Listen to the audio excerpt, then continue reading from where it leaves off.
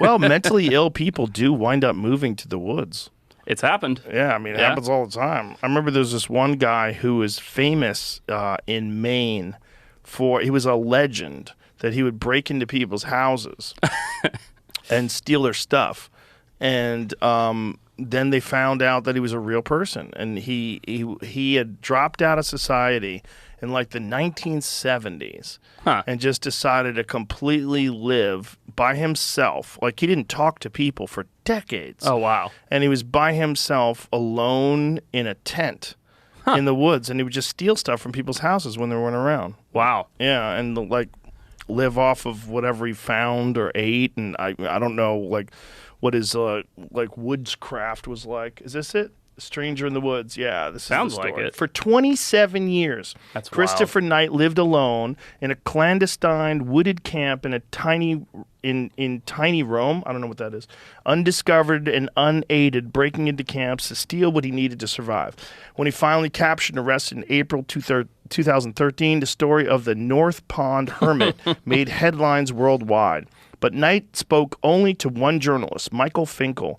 In an exclusive excerpt from his new book, Finkel explains the origins of the whispered myth that haunted central Maine for decades, the legend of the stranger in the woods. It's pretty cool. It is kind of cool. It's cool. He did his own. Yeah. Look, I mean, I'm sure he had all kinds of probably issues, right? But, oh, yeah, for sure. But he lived his own, he made his own path. He lived off of stuff. It reminds me, have you ever heard of the Japanese survivor in Guam? Have you heard about that story? Yes, I did. Yeah. Tell that story. So from my understanding, during World War II, there was a crash in Guam and from a dogfight. And this Japanese pilot or guy who was in the plane went and hid in a cave up on a mountain in Guam. And he spent until 2002 living in this cave, thinking that World War II was continuing, and he thought he had a better life living in a cave and living off of the jungle because Guam is like a hub for, I think, United or Delta, one of the major airlines. So all these planes are coming in and out every day, and he thinks it's World War II continuing. Wow. Yeah, and there's military bases and everything else in Guam. So was it really 2002? Jamie would have to look, but it was very recent. The 80s or something. I didn't know it was that's he must have been old as fuck. Yeah, he was in his 70s or so. I don't. I'm probably getting the date wrong. We'll but find it. But yeah, still, that's so crazy. But can you imagine? How would you know? How would you know? And what if you fucked up and went in too early? Right. And then it is still World War II and they shoot you. Exactly. You just hang out for another year. Yep. Just I'll spend a couple more days in the cave. Oh my God. So what is There's two stories actually. We'll go with this one first. Is the one you were talking about. This one 97. Oh, died in 97. He died in 97. Yeah. So years of service 41 to 45, and then it says 1972. I guess. Do you see that? 28 years of hiding in the jungles of Guam.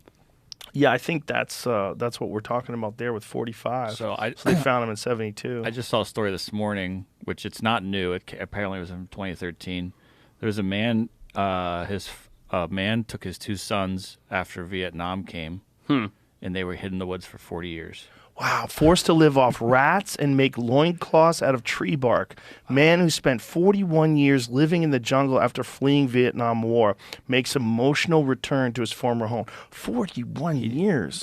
Look at the picture of him. Social skills, obviously, and he didn't know what a woman was. He said really? His father didn't tell him what a woman was. They saw 5 people their whole life and hid from him in the woods when they saw him. This is according to what I read earlier today. God. Do you think... Oh, my God. Would you... If you're put into his position, is it worth living like 85? that? His father was. Oh. Father 85. I just looked at that really quick. I'm like, God damn, he looks great. Maybe that's how we're supposed to live. Yeah, rat head was his favorite. Rat head. Dude, well, who doesn't like a good rat head? Why is his haircut so good? That's a good question. This is bullshit. I think this is after they found him and they took him back to take pictures and show. He was probably showing them what he was doing the whole They've time. redressed him. This is horseshit. Look right here. Yeah, they redressed him. After They 3 redressed years. him in rags. Yeah, what he looked like for the photos. That's what he looked like when they That's a little found better. him? Yeah, that looks like a guy living in the woods. Wow. Rat head. He was eating rat heads. What does it say? His son was killed? What does it say? I'm not sure. One day his wife and two of his sons were killed by a mine explosion, putting him in a state of shock. He took his 2-year-old son and fled into the jungle, thereafter never having any contact with anyone else. The pair survived by foraging fruit and cassava from the forest and planting corn. They wore loincloths made of tree bark and lived in a timber hut raised 5 meters above the ground. So cassava is not the stuff that you need to boil and filter and strain. No. What am I thinking of? That's the other probably stuff. Taro root. Is that what it is? Yeah, cassava is like a potato, basically. Right, Yeah. right. What is the one that like actually has strychnine in it? It's very common in the jungle of Central America and South America. I think taro is what you're referring to because it's very starchy and basically inedible until you boil it down. Is that what it is? I think so. That doesn't sound familiar. It doesn't sound right. Taro, I know what taro is. But taro, like, they make taro chips. Yeah. Like, you could eat taro chips. But This stuff, they boil down. They turn it into like a meal. Oh, I'm not sure. Like, smash it and do all kinds of... I thought it was cassava. Everything, like, when we've worked down in the Amazon and stuff, in the remote areas of the Amazon, everything's boiled. That's just how everything's like... Day 1, you're like, oh, man, this fresh boiled piranha is so good. Day 13, you're like, please, God, no boiled piranha for breakfast. Yeah. Isn't it interesting? We've gotten to this point as a society where we eat what we enjoy. Right. Instead Not of what's... like what just keeps you alive. Right. I was with Steve Ranella once, and he caught a beaver, and we cooked the beaver. And one of the things that he cooked was the beaver tail. And he said that it was a staple amongst trappers. Okay. That they really like beaver tail because it was a good concentration of fat. It was a great source of fat. I imagine it's just a big, fatty tissue. Disgusting. Yeah, I bet. But when you're dying of fat, like you need fat. Right. Like you're starving. Right. Like fat is literally what you crave. Then it becomes delicious. Sure. Like, then it's not a matter of... oh, I prefer fried chicken. Well, Right. I'm a pizza Right. guy myself. It's not... We eat based on our flavor preferences. It is interesting because taste is so elemental to what we decide to do every single day. Oh, I like this, I like that. Mm-hmm. But that's not the point of food. Right. The point of food is nourishment, right? Mm-hmm. It's to keep your body strong and you continue to have energy.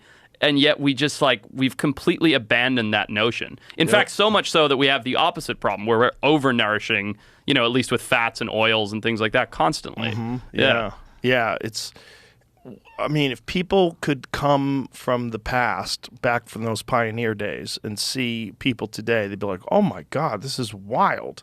They probably think everyone's it was great. fat. They probably because that was like a sign of being healthy back then and wealthy, right? You could afford to be fat. They'd be like, "Wow, this is great." Well, I don't know about healthy, but it was definitely a sign of wealth and the fact that you didn't have to work. And so, like when you look at those paintings from the Renaissance of those Rubenesque women. Mm-hmm.